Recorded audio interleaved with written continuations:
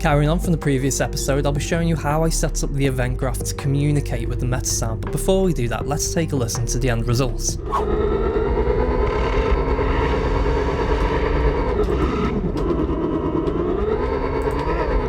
Now the first thing we need to do is inside of the player controlled blueprint. You can see here this is a wheeled vehicle pawn. If I go over here, you can see in the components section, we can basically add some audio components, and what we need to do is we need to add the Metasound as an audio component. It's very simple. Simply go and select that in the content drawer. Once it's selected, you can click the add button and then you can select it here. Now I've already got mine in, so what this is going to enable us to do is as we go to the event graph, I can look for that Metasound inside of the components. Now once I've got that selected, I can simply drag and drop this in. And what that is going to enable us to do is essentially to communicate with the Metasound that we created in the previous episode.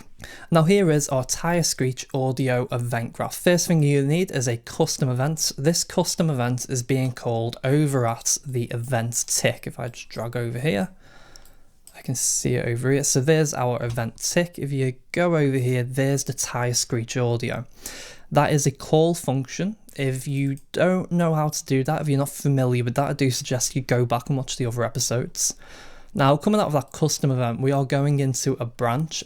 We have a variable here that we've created called at least one tyre on asphalt.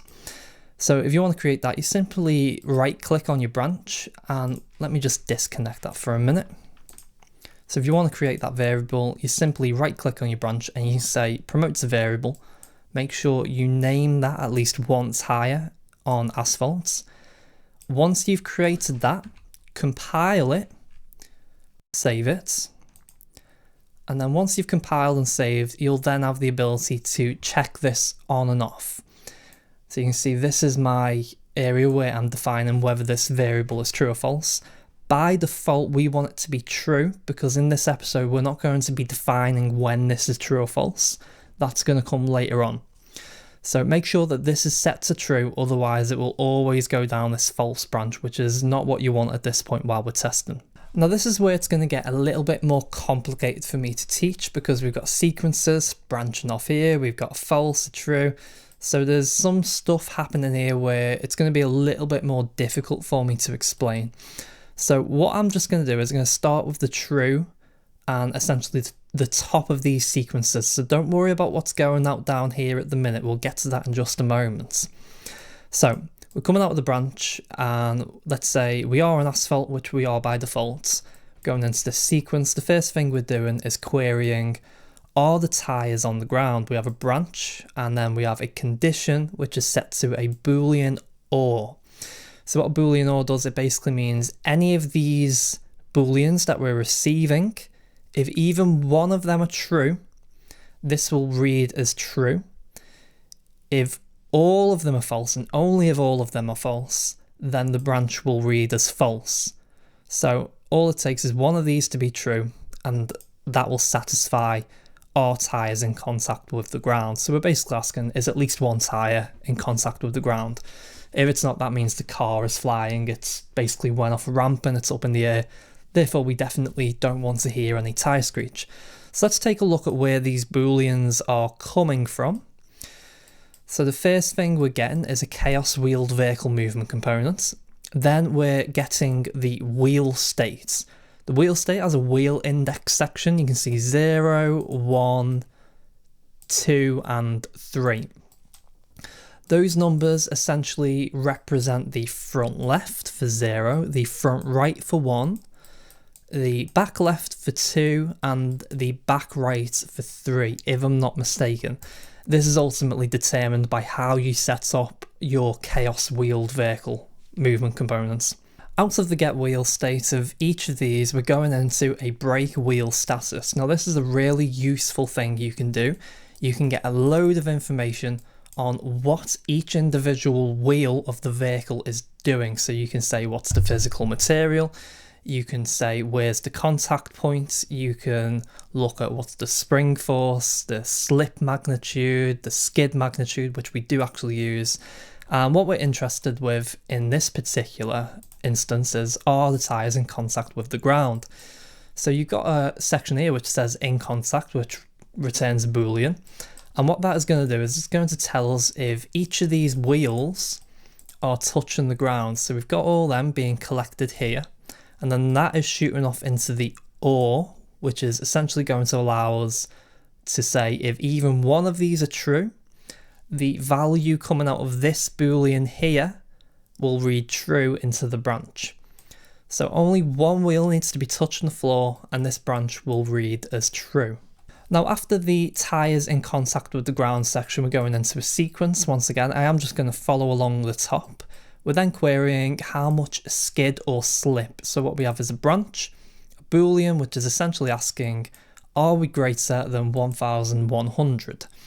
This greater than node is then going into an absolute node, which is essentially going to take the absolute value, which ultimately makes it so that if what you're receiving is a negative value, so say you're receiving minus 1150, without this would always be false. So by using the absolute node, you're basically making sure it converts any negative values into positives.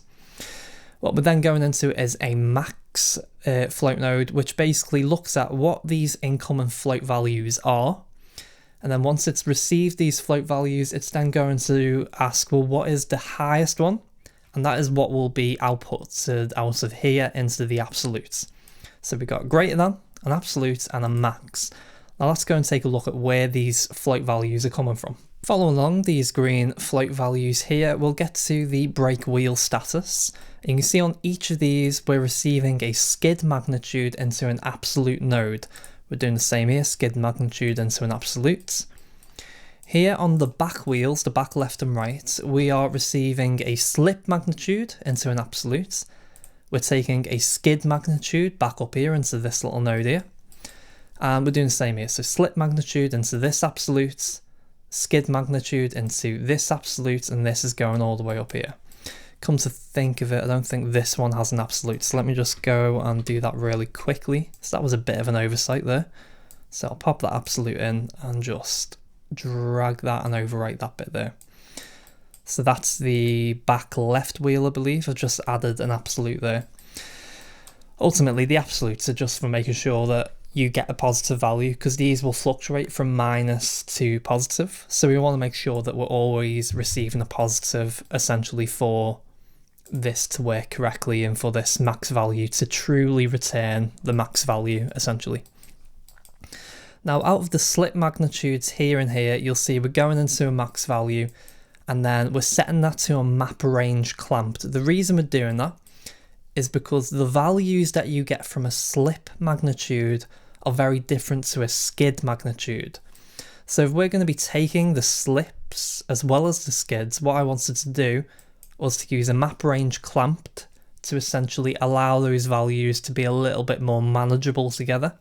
So essentially we could feed those into the max and we wouldn't be too sensitive triggering a tyre screech every single time the car was turning.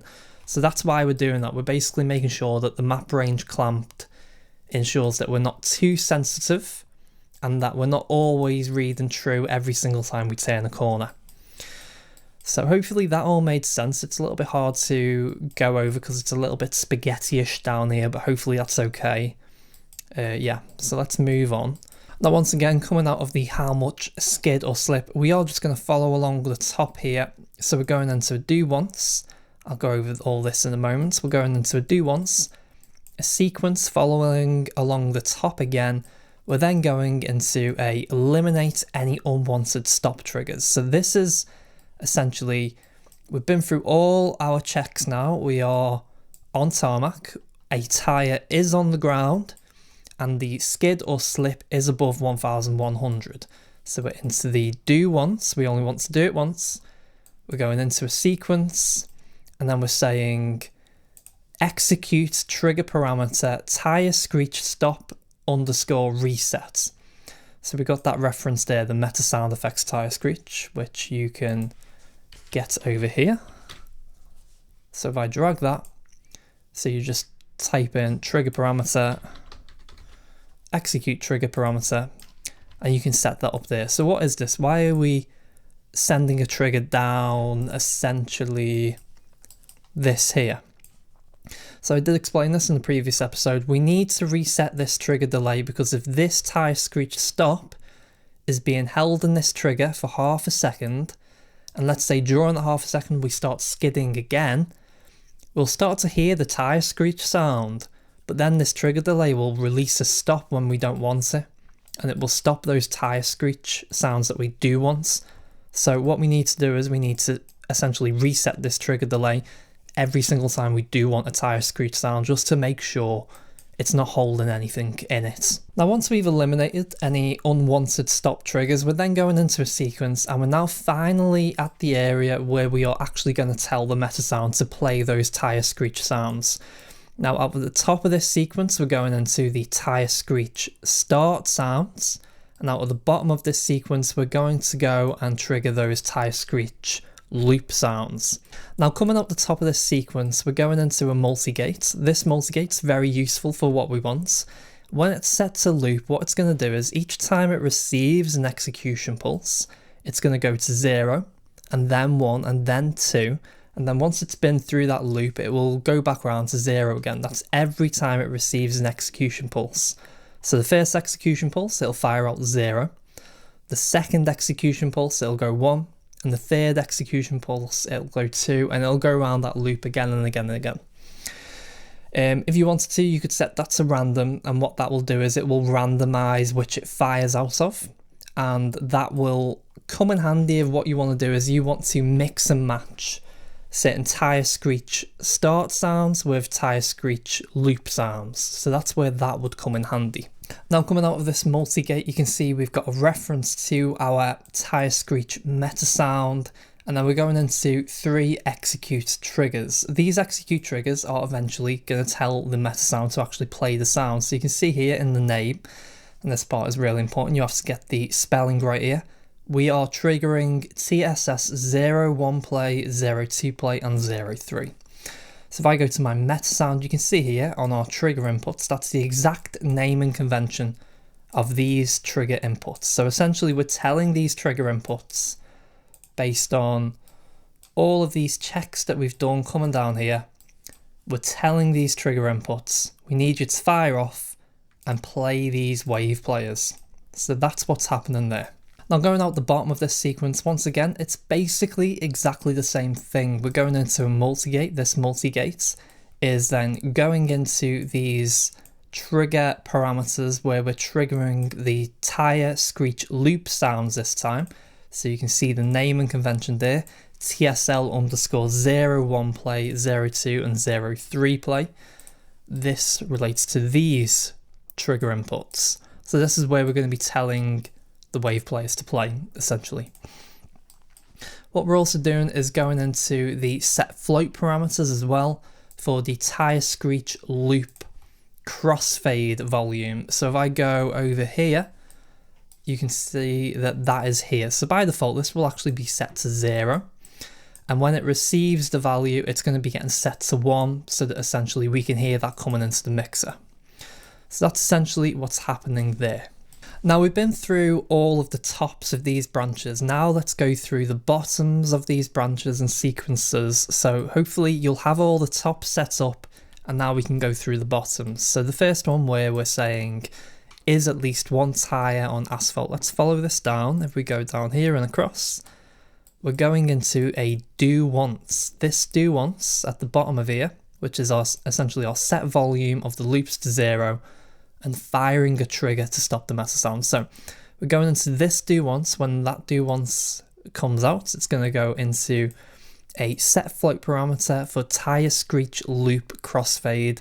We're setting that to 0. So we've just seen that there. That's basically this parameter here. We're setting that to 0 so that we can't hear our loops. Once that is set to 0, we're then coming out of our little reference here into an execute trigger parameter, and we're saying Tyre Screech stop. So that is over here. So that's Tyre Screech stop into the trigger delay held for half a second, and it's telling all of these wave players to stop playing. Continuing on from this branch, we're going to go into this sequencer now, and we're going to go down the bottom here. So we went from false into a do once, but if it's true, then after we've executed this, we're going down here and we're essentially resetting this do once.